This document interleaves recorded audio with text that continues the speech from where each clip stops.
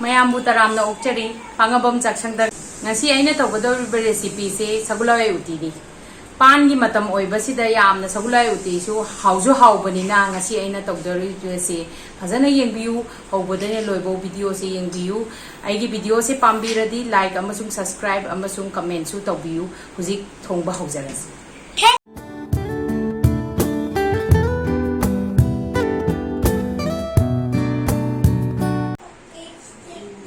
Sidaina lauri se Sagolhawai mapum ni ai si man loire si man loiraga si ahing ama nungdang sida tingam asi Sagolhawai mapum se natra su sumna gi Sagolhawai tangkai su dum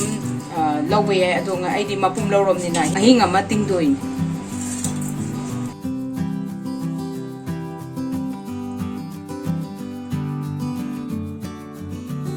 aina Sagolhawai ngarang nungdang tingam bado sida ready oire si lere aina Sagolhawai Ooti gi damakta tingba Sagolhawai je fazana supok thoe aduga aina jangadaba ngasigi recipe sida ingredients ani ni Sagolhawai ne aduga pan ne sida akhoi Manipur gi pan di dum fazana khet pa ya fazan cham thoe se aduga hana kam thoe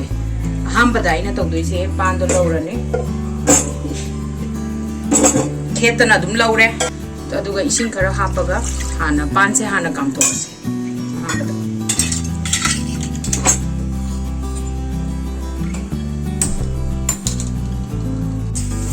pan duna kami matam da ngasai sok tong na base maroi laurasi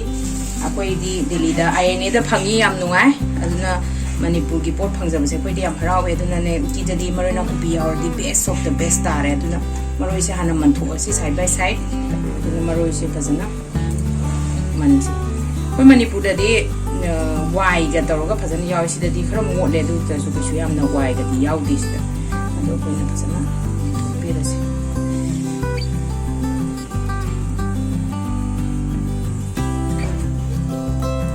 are loire sina yarni si maroi sina ai je big loire Manipura ta gre si lok ko si pan se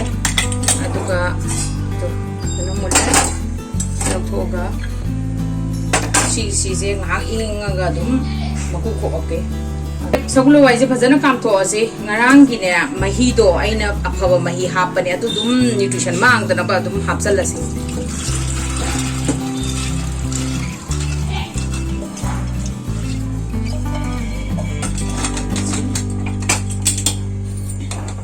pressure cooker kam lase sige hawai Sagolhawai je akoi pressure cooker se amuktam kam se ore na muk soda hapaga londoi ni na ai pan se inge duna khopa hore ahamba dadi ai khoi su thaina di khangam dabani na sumaina tawraga tawbaya pan se phutlaga khokto ga na phaye je khangdamni na Manipur gi wakhanda pan je kheluiba aduga sum khutse haga jaba adagi di idea je sumaina lae pan je phutto ga aduga sumain kho di kem chu kutta su tawdre ngonda su nungai taba khoto su leitre aduna pan do sumaina phutto ga taw bune na phagani aduna trade ko Manipur ga de manade pan se haudiam haubo pan se sumain tawdana loina ba khokto ase pan se ise manin phajana tagre to ready oire aduga ise sok tong na ba tawrasi sok tong na ba gi mayan se maroi ise ngasai chamba do soi do khre na aduga tej bata se ani laure aduga koi sok to ba da jira se yam haubani chama sama laure heavy bob se masung makam se mari kap laure ado uji sok to na bata se Sagolhawai se haham bada sawale aduga ising khara ga hapasi aduga ising gilas am phabatan hape ai aduga inga sagi pan se dum hapsalasi aduga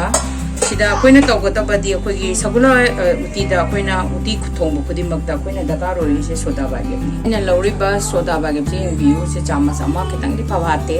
se dum hapsalasi aduga koina kawroi da badi soda bage be hapaga akoi se ko laga patharak na ko ka da bane aduga sena ba ma sangi kawbi gan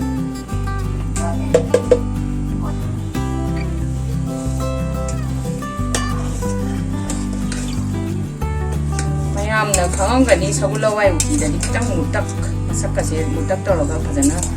lakpani Sagolhawai Ooti gi color ama leijabani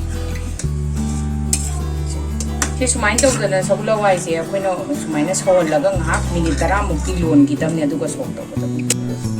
hoji ngo chapu se uti se phajana sawale sida akoina sumaina amani opirani machuje sum onjala adra hana aina tawbudagi hana deki to akoina sumain tawdana minute 10 mukse lon birani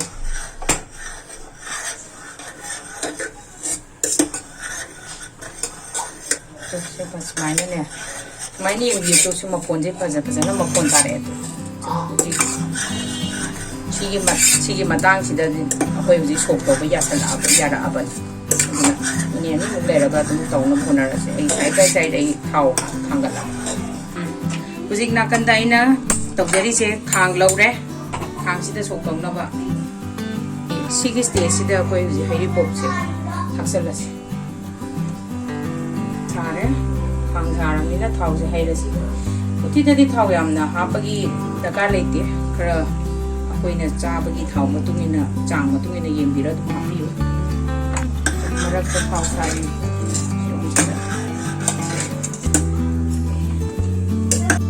uji thau sare dana khara leithara ga sok tawrasi amada pata hapagi jira se molawasi jira se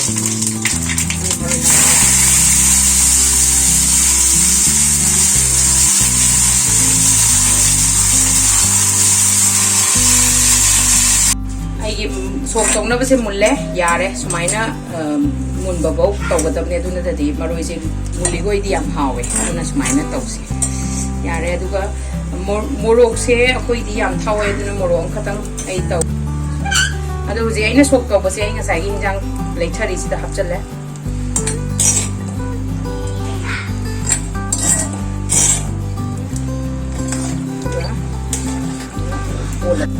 sok tau lo re motu sakasuyam khazare hojiki manam si bala e uti wa already hoji thum tha ase akoina thum tha pa kan da kauroi da badi koi ngasai soda thakim ne kitang hanthana thakse thum yamna hapadi soda duga mo ya minagin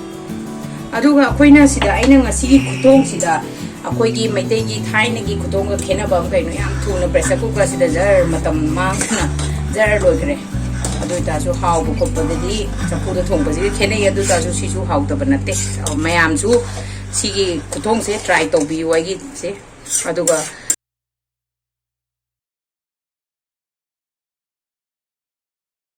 ai gi video se pambi raga di mayam da aina haijeri like amasung comment amasung share to bi aduga subscribe to bo kau bi gane Hujik si loire muthala si mai se ready hoire serve tawna bagi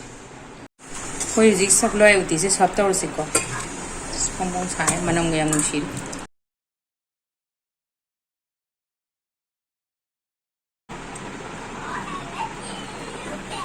hujik ai ge Ooti Thongba se loira bani na Ooti kisi ga jamin na ga doi so ai na maroi na ku pi se boram ga tawre hujik chara si yam haw do di male do ai kamai taw ge ai anta taste taw gi ge ko maya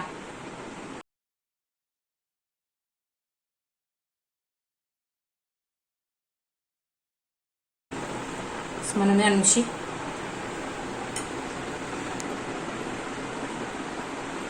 Sage ko. Nanti na hawla. Udah mari nak kopi juga, bola juga. Tangan lah. Nam hawla. Anh không cho bạn nữa. Mày làm ai video gì gì cả cũng tăng đi tàu biểu.